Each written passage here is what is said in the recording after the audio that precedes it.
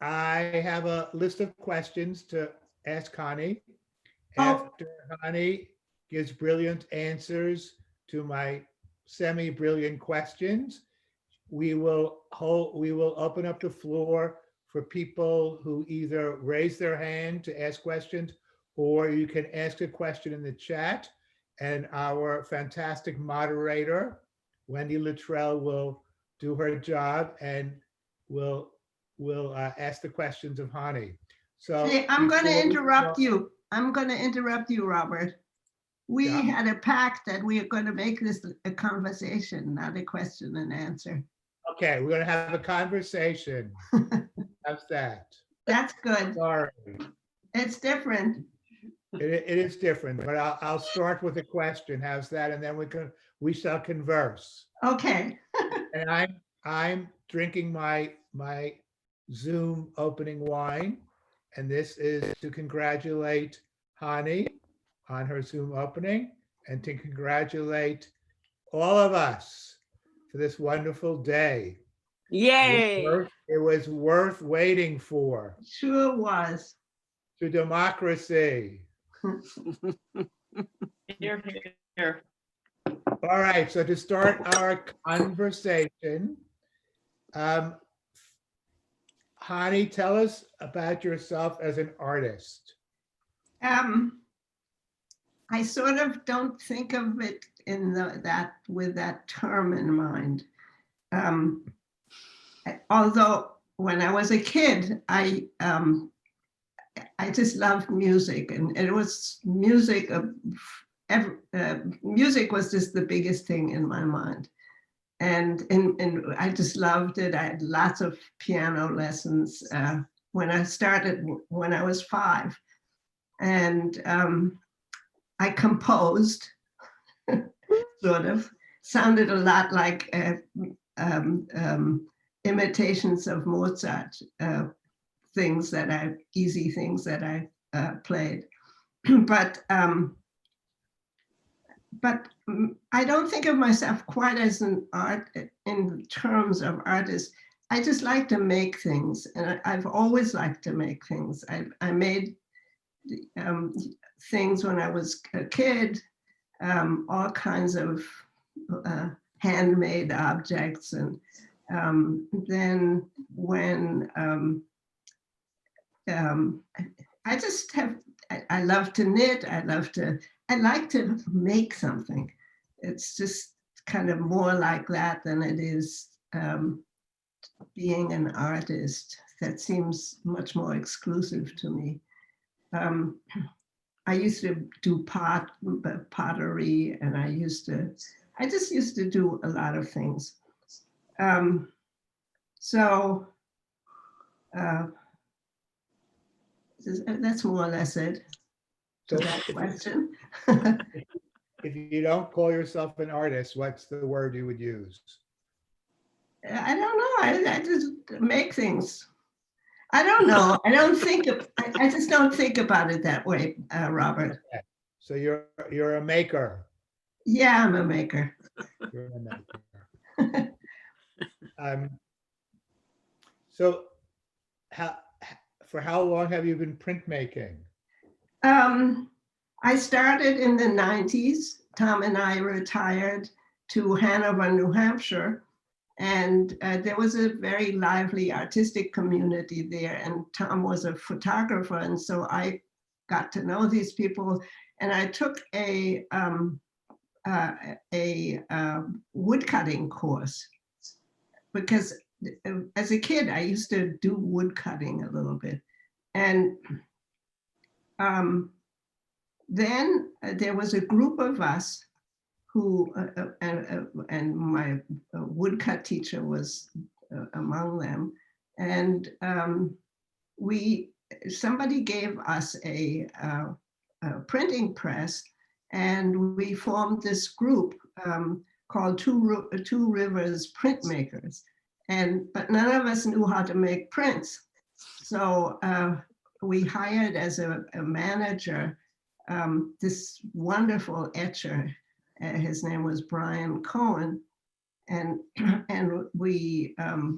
he taught us all of the sort of intaglio processes. And so I did etchings and the usual stuff, dry point. I did some, what's that stuff called? I wrote it down somewhere because I knew I was going to forget the names of these things. Anyway, oh, aqua tint, and then we had a lot of visiting artists that came.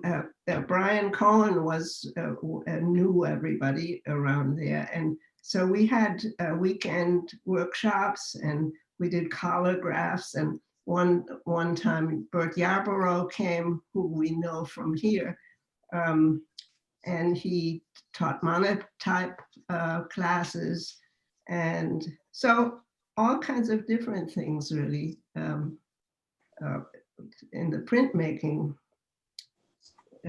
department. I sort of, it was kind of interesting because I kind of followed the history of printmaking by starting with woodcuts, which is a relief process, one where you ink the surface and then you carve into it, and but the carved parts don't get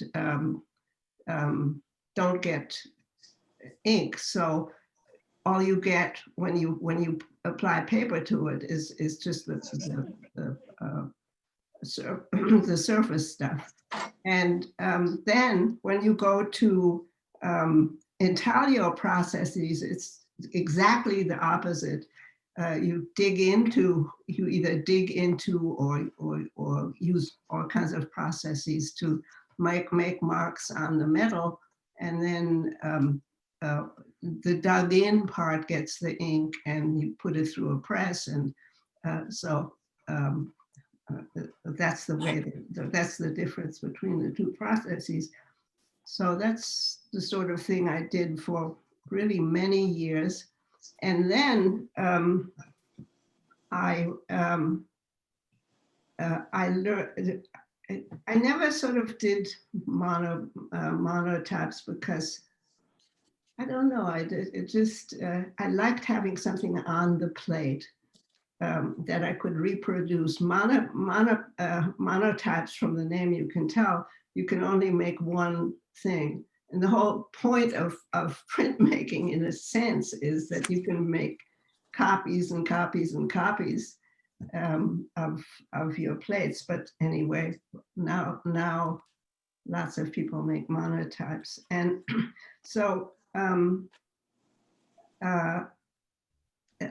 one of the, I did it for a while. Actually, you came over, Robert, and I said, tell me how to do monotypes, and we did monotypes for a day, and I did it a little bit, and I wasn't so comfortable with it, and then my friend Joan Gitlow and I started talking about it. She's a wonderful monotypist, she's a wonderful artist. And she talked about this present method that I'm using and that I used on all of these works here. And so that's my sort of walk through the printing types of things. So in your statement, you say that this work is an exploration of color. And I've often heard you say you don't know much about color, which I never believe, but yeah, well, I haven't got much experience in it. Let's put it that way. So especially this monotype technique, which I can describe to you, although your eyes might glaze over with the details, but I can go through it and you can say, stop, stop, and I'll stop. But the surprises are all in how the colors combine. And this process is just a way of layering colors that, and here's a really good example. Maybe we can just keep it there for a little while. So what you do, or what I do, is I have a plate and I roll some color on it, or maybe more than one color, maybe on the left. It'll be just one layer. On the left, I'll do red, and on the right-hand side of blue, or sometimes I just leave half of it blank. But anyway, so here, my guess is that I had, well, I can't remember how this one went, but I think I just had one color. Maybe it was probably something dark. And then I tear out all kinds of what some people call rice paper. It's just thin Japanese paper. And I apply color to that and lay it someplace. I'll have figured out, you know, what kind of design I want to do, and I'll layer that. I put that on top of the plate, which has its own color, and then I'll take another piece and I'll put a different color on it, and so you can see all of those are going to mush together. The colors are going to mush together. And since, you know, you gain experience, and I gained experience as I went on, but it's still really, really hard to predict what the mixture is going to be, what the outcome is going to be when you press all of these together.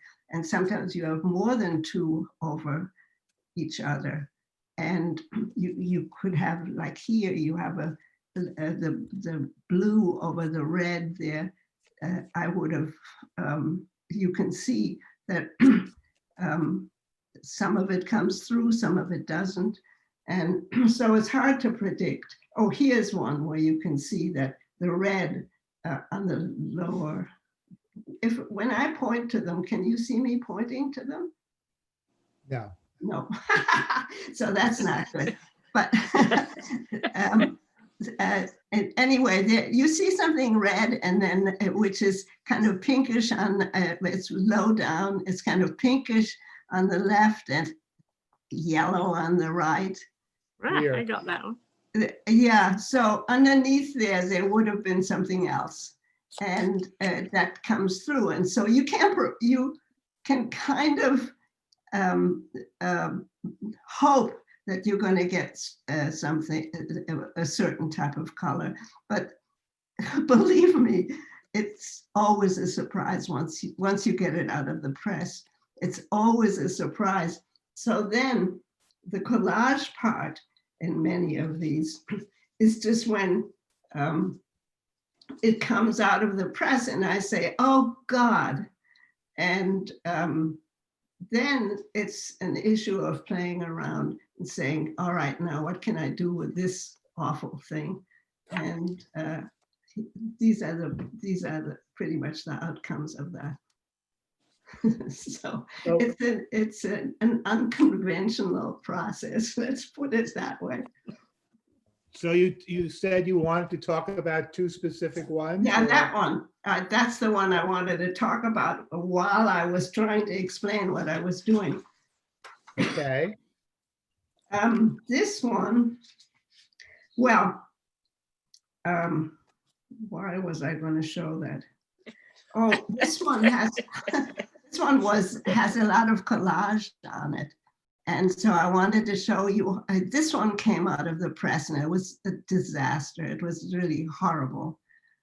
There was that purple that you see on the upper right that's kind of see-through. And then there was that kind of wan green that is at a slant, and it forms kind of an L, and it's on a slant. Well, one of the things that you get when you make this kind of printing is all these lovely pieces of rice paper that have printed on each other. And those are the things that are used for collage. And so they're very nice for curing some disaster because they shadow each other in a sort of way. So anyway, it's all a lovely game. This is maybe why I call myself a maker. So which was the other one you wanted to talk about? That one, that's the one. This one. Yeah, the one that you just showed. Okay. All right. So Yeah. I think our I think I conversation, have to have a glass of red wine. Hani, can we say our conversation is now finished and people can start Well, you asking didn't ask questions? me one of the questions, which is quite all right, but Bundy. Yeah. Oh, well, you covered unpredictability. You want to talk more about that? No, you asked me what music had to do with all of this. Okay. So tell us about music. Well, I don't want to take the time for the second part. All right. So Whatever. I can tell you quickly. That's got to do with what I think about the abstractness. Excuse me, I have this frog in my throat. I think of these things as abstract, and they don't connect for me with it. They're not abstractions of something. They are like music in that when you think of instrumental music, that is not about something. I mean, some composers make it about something, but just let's think of somebody like Bach, for example. I'm not comparing myself, but where the music is free of any connotations, and I love that about music because it's you can listen to music sort of without translation. You can just, there's the music and there's you, and it's a way of relating to the music, or you really becoming the music when you get absorbed in it. and I love that, and that's what I think of as an abstraction. And my pictures don't ever refer to anything. They're just designs, or they're just something that I think is beautiful. I try to be beautiful. That's the story. Well, you succeed. Thank you. That's, I don't know, but I throw quite a lot of them away. But so, moderator, you want to unmute yourself? And are there any people who have questions? If you take your screen off, it might be easier to get to see people who are wanting to ask questions, or please put them in the chat. You want me to stop sharing my screen? Is that what you're saying? That would allow more people on the joint screen so we could see each other. There you go. All right. Great. So lovely to see the Brady Bunch here, and we're all feeling really positive, I think. And so maybe that leads to wanting to ask Hani more questions. Anyone, you can either show your hand or up. Okay, Kitty. First of all, Hani, thank you so much for explaining all of that about how you make this work. At our studio, we talk about if you print your way in, you can print your way out. That would be of trouble. But now I've learned you can collage your way out, which is Yeah, you nice can. to have another way out. This is very good, yes. Anyway, the work is beautiful and transcendent. And for me, that's what, you know, especially with abstraction, that's what it allows you to do, because it can be about the light and the presence and the Yeah. sort of state of mind and being that you allow people to have while they're looking at your work. So thank you so much for that. And my question is, did you use some transparent ink, or is it all, what kind of ink did you use for these? I use etching ink and I transparentize it. I'm not for the base layer, but for the Japanese paper. And you print the Japanese paper on one side and then you and lay it on top of something else, and then it acquires the color on both sides. Yeah. And, I think the color. And those pieces are just beautiful. Yeah. The color development is just gorgeous. And I love the element of surprise. I think that's so fantastic. I do too. I do too. Thank you so much. Not at all. By the way, those little wall hangings that I make, I don't know if you got to see those at all, but they have wire in them. Can we see those at all? They're beautiful. I love the shadows that you mentioned in your. Yeah, and the surprises there are the shadows that you get depending on where you have the light. Yeah. Yeah. Anyway, it's just lovely. Thank you so much, Hani. Okay. Here are these wire sculptures. Yeah. I'll mute myself now.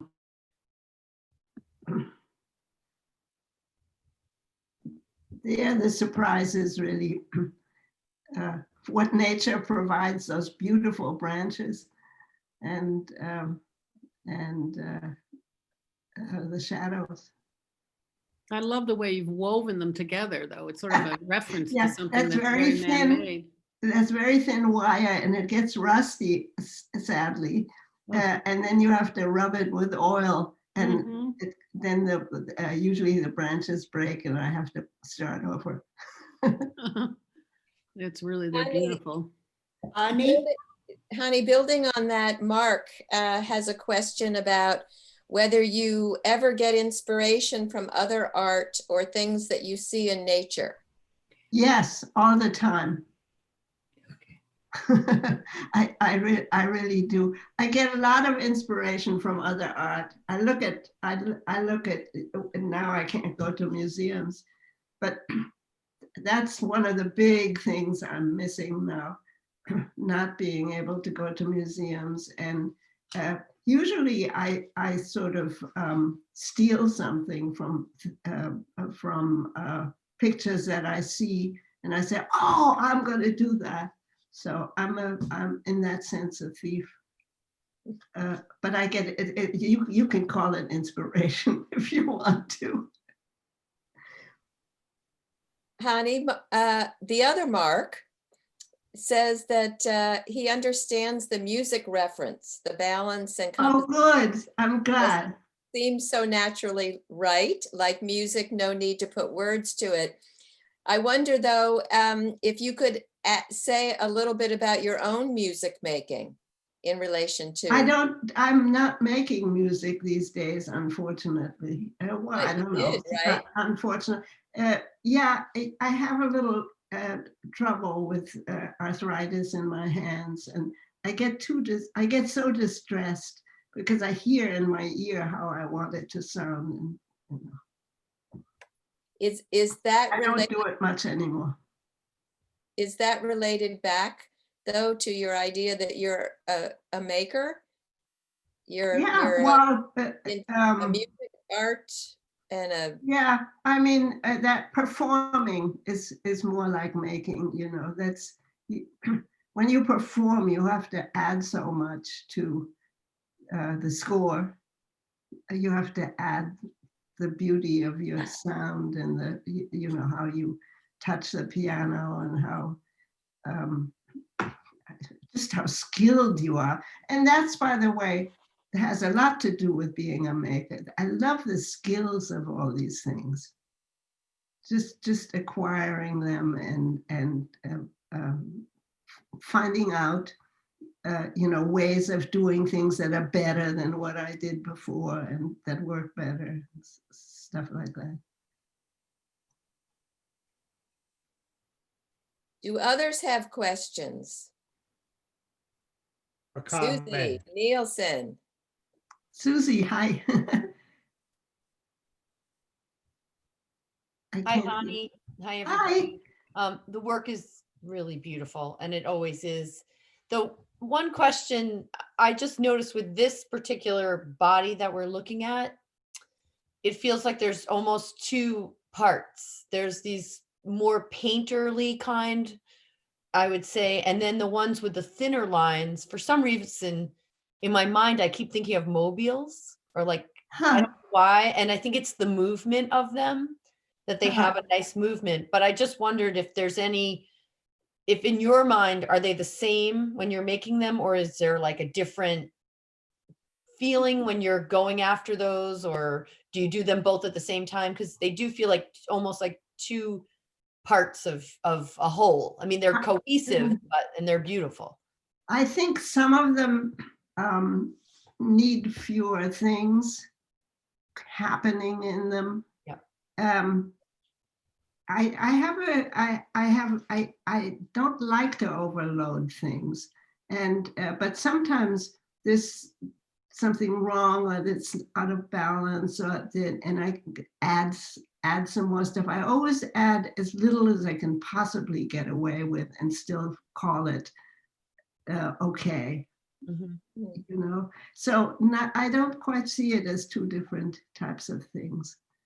Well, and I see the sculptures are more in line with one type. I mean, Oh not, yeah, that's very much just keep it simple. yeah. And I mean, I just wondered if there was anything, because there's the other kind I feel like is musical notes is what I, Oh, that's it's not funny. just like Yeah. that's where my Ye- brain goes. But Yeah, I'm glad about that. I hadn't connected the two, but that's nice. and I also just want to say that there's one, well, there's many pieces that are just so beautiful, but the one piece that has the yellow and the line in the middle, Yeah, it's just so, I mean, you could just get so lost in the different parts and the going in and coming out, and it's really beautiful. So I just, Thank you. Susie, Thank tell you. me which one. I will. I think I know. That one is gorgeous too. And that one, I mean, they're all gorgeous. That one. Yeah, I like that one too. I like that one too. And I guess one more question while I'm hogging. 3 back. If you go 3 back, there's one with that's a collage. I think it's 3 back. That's beautiful. This one? This one, yeah, that's striking. And is that a drawing down there at the bottom, Honey? Go back to a drawing. Oh no, that was a little print that I made that's separate. I collaged that on, and it had nothing to do with the. It's not a early piece of the print sequence. It's something that I know I'm a little insane, but I actually cut out all those things. And I'm out of a, it's like a, what do you call those things when, holograph type of thing. Anyway, it was a very thin piece of plastic, and I cut out all those little holes, and then I put some ink on the whole thing and printed it. Okay. And that's on a separate piece of paper that I collaged on there. And the only reason it's on there is that both those things are round. So it's just, there was something missing on that. And then I found that in my big box of shapes and I put it on. Well, we have time for one more question before we close an evening of wonderful metaphor connecting to our contemporary moment of collaging these incredible images and colors and unexpected results. Anybody?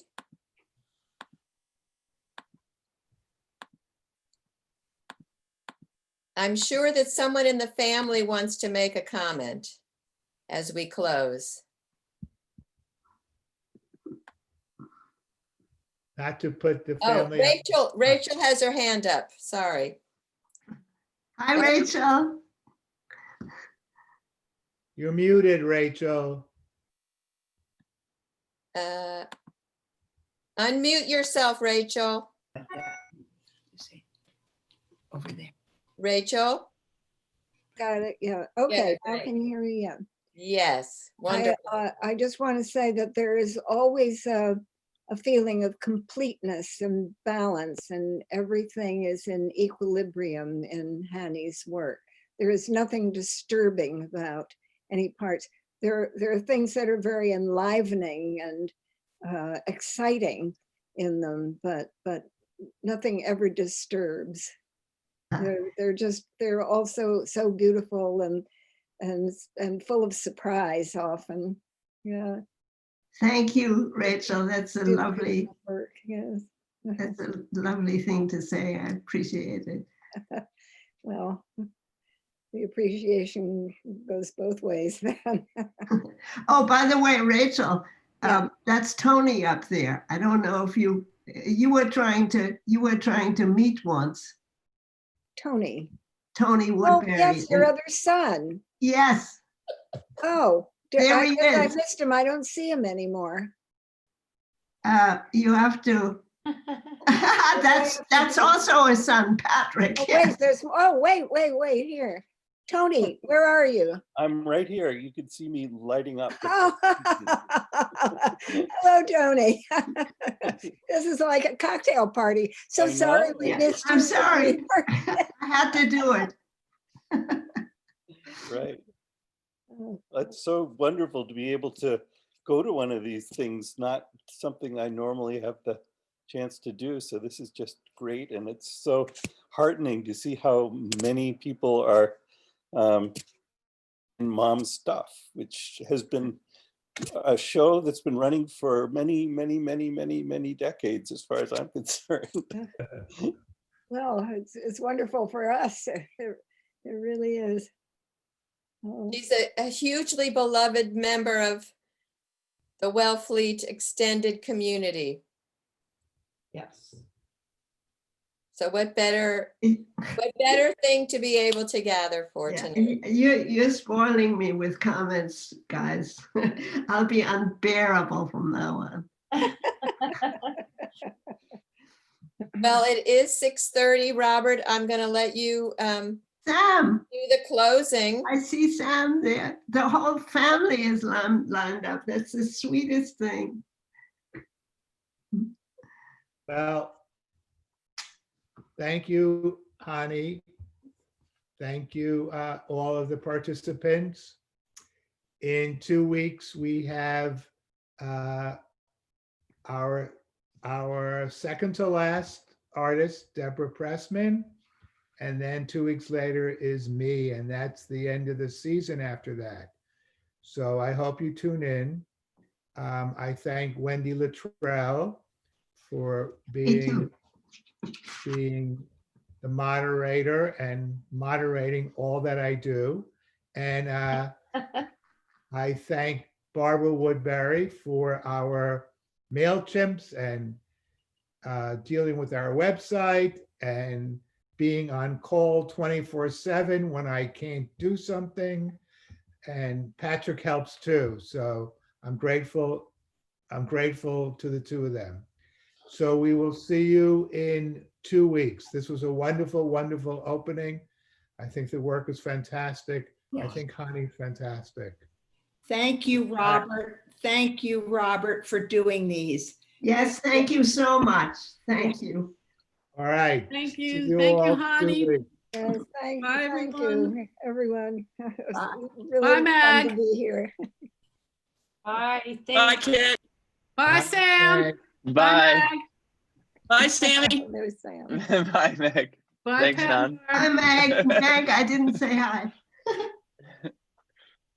Hope to talk to you in person soon. Okay. This meeting.